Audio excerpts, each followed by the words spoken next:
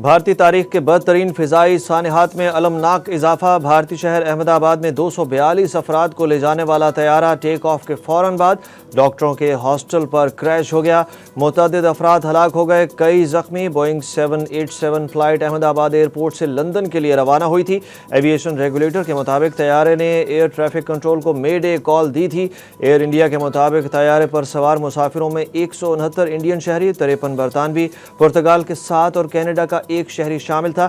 حکام کے مطابق طیارے پر 232 مسافر اور عملے کے 12 ارکان سوار تھے۔ طیارہ ہاسٹل سے ٹکرانے پر میڈیکل کے کئی طلبہ زخمی۔ احمد آباد ایئرپورٹ پروازوں کے لیے چند گھنٹوں بعد بحال ہو گیا۔ انڈین وزیر اعظم مودی نے کہا، سانحے نے دھچکا پہنچایا، افسردہ کر دیا۔ برطانوی حکام کے مطابق شاہ چارلس اور برطانوی وزیر اعظم سر کیئر سٹارمر نے حادثے پر افسوس کا اظہار کیا۔ دوسری جانب حادثے کے بعد بوئنگ کمپنی کے شیئر 6.8% گر گئے۔ اسرائیل ایران پر حملے کے لیے پر تولنے لگا۔ جنگ مسلط کی گئی تو امریکی اڈے نشانے پر ہوں گے۔ ایرانی وزیر دفاع نے بھی اعلان کر دیا، اسرائیل کسی بھی وقت ایران پر حملہ کر سکتا ہے۔ امریکی میڈیا کا دعویٰ۔ ایرانی صدر نے کہا کہ وہ نہ کسی دباؤ کے آگے جھکیں گے اور نہ ہی ایٹمی تحقیقات بند کریں گے۔ سپریم لیڈر کے فرمان کے مطابق ہم ایٹمی ہتھیار ہرگز نہیں بنائیں گے۔ کسی بھی طاقت کو ہمیں سائنسی تحقیقات سے روکنے کا حق حاصل نہیں۔ دوسری جانب انٹرنیشنل ایٹامک انرجی ایجنسی نے 20 سال میں پہلی بار ایران کو قواعد کی خلاف ورزی کا مرتکب قرار دیتے ہوئے ایران کے خلاف قرارداد منظور کر لی۔ امریکہ نے مشرق وسطیٰ سے اپنے شہریوں کو نکلنے کی ہدایت کر دی۔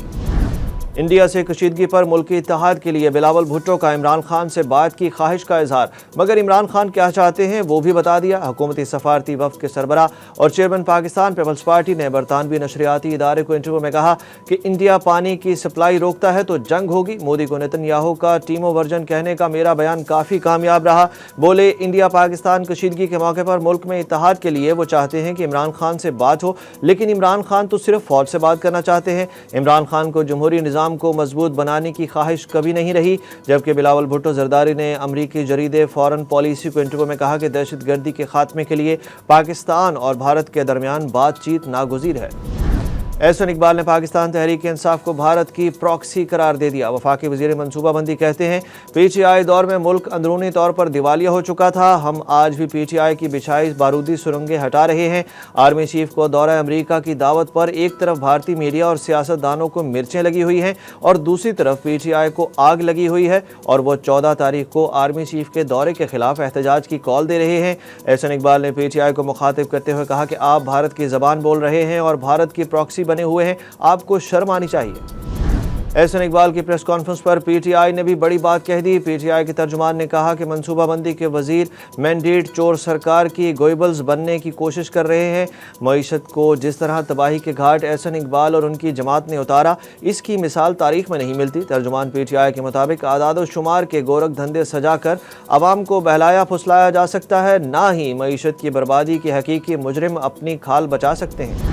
آئی ایم ایف کا 344 ارب روپے کی گرانٹس پر اظہار تشویش، اخراجات کو معاہدے کی خلاف ورزی قرار دے دیا۔ اخراجات قومی اسمبلی سے باضابطہ منظوری کیے بغیر کیے گئے۔ ذرائع کے مطابق ان اخراجات میں سپریم کورٹ، ہائی کورٹس، وزارت داخلہ اور دیگر محکموں کے اخراجات بھی شامل ہیں۔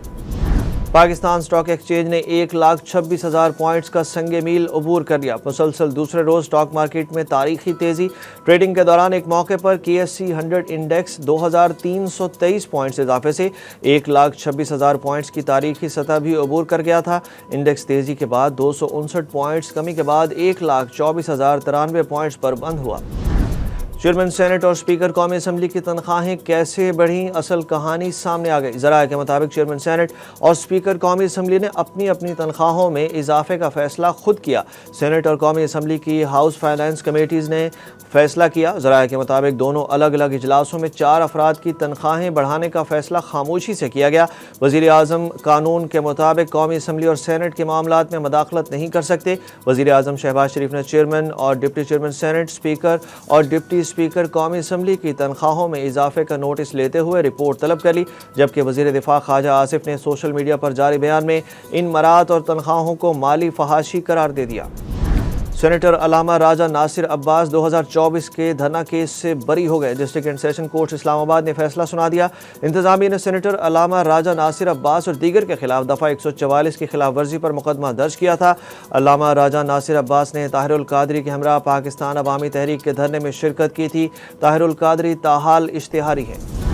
ज़ाहिर जाफ़र नूर मुक़द्दम का बेरहम कातिल है, हमदर्दी के काबिल नहीं। सुप्रीम कोर्ट ने तहरीरी फैसला जारी कर दिया। तफसीली फैसले में कहा गया कि दोनों निचली अदालतों के फैसले मुतफ़िक़ा तौर पर दुरुस्त करार दिए जाते हैं। मुजरिम की जानिब से नूर मुक़द्दम पर जिस्मानी तशद्दुद की CCTV वीडियो, DVR और हार्ड डिस्क काबिल कबूल शहादत हैं। ज़ाहिर जाफ़र की कत्ल में सज़ाए मौत बरकरार रखी जाती है और ज़्यादती की सज़ा उम्र कैद में तब्दील की जाती है। मुल्क में गैस की किल्लत के बावजूद 1,16,000 से ज़ायद नए गैस कनेक्शंस देने का मंसूबा तैयार कर लिया गया।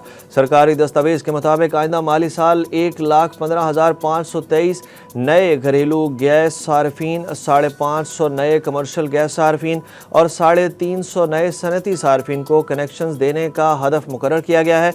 सिंध और बलोचिस्तान में आइंदा माली साल 85,000 से ज़ायद, जबकि पंजाब, इस्लामाबाद और खैबर पख्तूनख्वा में 30,000 से ज़ायद नए गैस कनेक्शंस दिए जाएंगे। हुकूमत की जानिब से इनामात के ऐलान के बावजूद आज तक किसी से कोई इनाम नहीं मिला। आलमी शोहरत याफ्ता पाकिस्तानी बॉक्सर उस्मान वज़ीर का इंकशाफ। बॉक्सर ने बताया कि मैंने आज तक 16 प्रोफेशनल फ़ाइट्स की हैं, जिनमें से 16 की 16 जीती हैं, जबकि 11 फ़ाइट्स मेरी नॉकआउट रहीं। उनका कहना था कि पाकिस्तान के मुख्तलिफ शहरों और इलाकों के खिलाड़ियों के साथ एक जैसा सलूक करना चाहिए। अगर आप एक खिलाड़ी के लिए इनाम का ऐलान करते हैं तो सब पाकिस्तान के झंडे के लिए खेल रहे हैं, सब के लिए ऐलान करें और इनाम दें।